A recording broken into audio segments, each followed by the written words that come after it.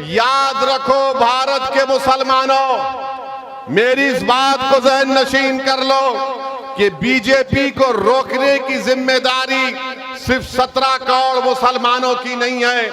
BJP को रोकने की जिम्मेदारी हर समुदाय के जिम्मेदारों की है, मगर हम ये समझते हैं कि सिर्फ हमारी जिम्मेदारी है। अरे बताओ, आखिर कब तक आप इन्हीं सियासी हरकतों पर अमल करते रहेंगे?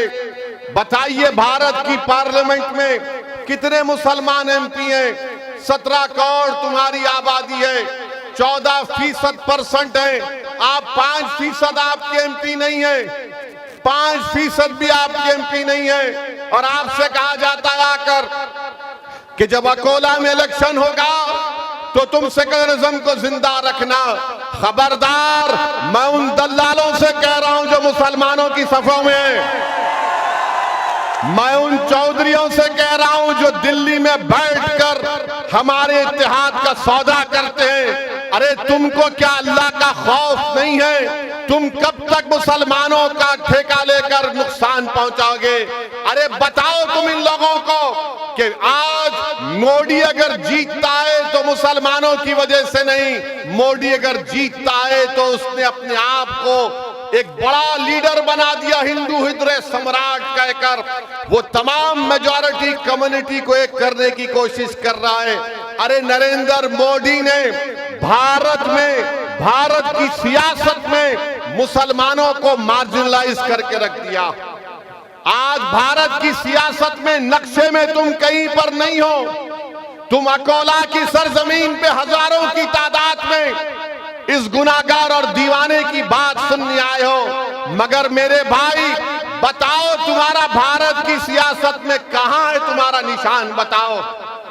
तुम अगर ये समझते हो कि असदुद्दीन ओवैसी और इम्तियाज जलील है, नहीं, भारत की पार्लियामेंट में, महाराष्ट्र की विधानसभा में एक असदुद्दीन और इम्तियाज जलील नहीं, बल्कि ऐसे 50-60 इम्तियाज जलील महाराष्ट्र और पार्लियामेंट में होना चाहिए। क्यों नहीं हो रहा है? क्योंकि तुम मुत्तहिद नहीं हो। तुम यहां जलसे में आ गए हो, तुम नारे लगा रहे हो, मगर जब वोट डालने की बात आती तो तुम्हारे दिमाग में एक चीज डाल दी गई है, सेकुलरिज्म, सेकुलरिज्म। अरे जो संविधान में सेकुलरिज्म लिखा गया, मैं उसको मानता हूं। तुम सियासी सेकुलरिज्म को मत मानो खुदा के लिए। क्या मिला तुमको? तुमने मस्जिद को खो दी सेकुलरिज्म के नाम पर। तुमने मेहरौली की मस्जिद को खो दी सेकुलरिज्म के नाम पर। तुम्हारी हमारी शरीयत में मदाखलत की बात हो रही है। मेरे भाई बेदार हो जाओ, सिर्फ वोट डालने वाले मत बनो। तुम कोई बकरे नहीं है कि हर एक के पीछे चलोगे। तुमको शेर बनना है, तुमको कौम की क़ियादत करना है, तुमको मुल्क को लेकर आगे बढ़ना है। ये मजलिस इत्तेहादुल मुस्लिमीन का पैगाम है।